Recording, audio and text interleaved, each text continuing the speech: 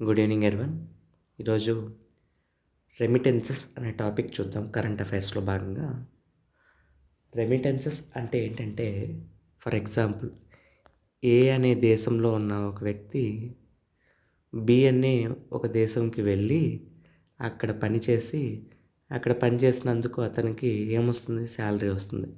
ఈ శాలరీలో కొంత భాగాన్ని ఇక్కడ ఏ అనే దేశంలో వాళ్ళ కుటుంబీకులు ఉన్నారు కదా, వాళ్ళ ఫ్యామిలీకి చేరవేస్తాడు. ఇలా చేరవేయడాన్ని రెమిటెన్సెస్ అని అంటారు. మన ఇండియన్ పాయింట్ ఆఫ్ వ్యూలో చూద్దాం. ఫర్ ఎగ్జాంపుల్, మీరే ఉన్నారు. మీరు ఒక ప్రాజెక్ట్ మీద యుఎస్లో వెళ్ళి అక్కడ సెటిల్ అయిపోయి అక్కడ బాగా ఎర్న్ చేస్తున్నారు. అప్పుడు ఇక్కడున్న మీ పేరెంట్స్కి, మీ ఫ్యామిలీ మెంబర్స్కి మనీ అనేది పంపిస్తారు. సో వాళ్ళు ఇక్కడ మీ మీద డిపెండ్ అయి ఉంటారు కాబట్టి అక్కడి నుంచి మీరు పంపించే మనీ ద్వారా వాళ్ళు ఇక్కడ జీవనం అనేది గడుపుతూ ఉంటారు. వరల్డ్ బ్యాంక్ ఈ మధ్య ఇది ఎందుకు న్యూస్లో ఉందంటే, అసలు వరల్డ్ బ్యాంక్ రీసెంట్గా ఒక పోస్ట్ అనేది వేసిందనమాట. దేని గురించి? రెమిటెన్సెస్ గురించి. దీని ప్రకారం ఏంటంట, ఇప్పటి వరకు ఎవ్వరూ సాధించలేని ఘనత మన ఇండియా సాధించిందంట. అదేంటంటే $129.1 బిలియన్ ఇండియాకి పంపించారంట. ఎవరు? మన వాళ్ళు 129.1 బిలియన్ని మన ఇండియాకి పంపించారనమాట. రెమిటెన్సెస్ మన ఇండియాలోకి రావడంలో ఇదే అత్యుత్తమం అనమాట. అదే చెప్తుంది. లాస్ట్ ఇయర్తో కంపేర్ చేసుకుంటే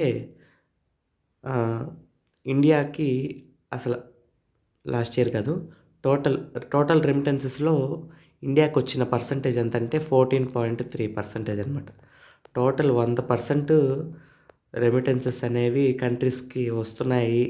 అక్కడ పనిచేసి వాళ్ళు వాళ్ళ దేశాలకు వేస్తున్నారు అంటే దాంట్లో 14.3% మన ఇండియాకే డబ్బులు వస్తున్నాయి అన్నమాట. ఎంత? $129.1 బిలియన్ మన ఇండియాకి వస్తున్నాయి. ఈ $129.1 బిలియన్ ఎంతకు సమానం? 14.3% ఆఫ్ 100% ఆఫ్ రెమిటెన్సెస్ అని గుర్తుపెట్టుకోండి. దీనికి ఇంకా కొన్ని టాప్ 5 కంట్రీస్ ఏ నిలిచాయో ఒకసారి చూద్దాం.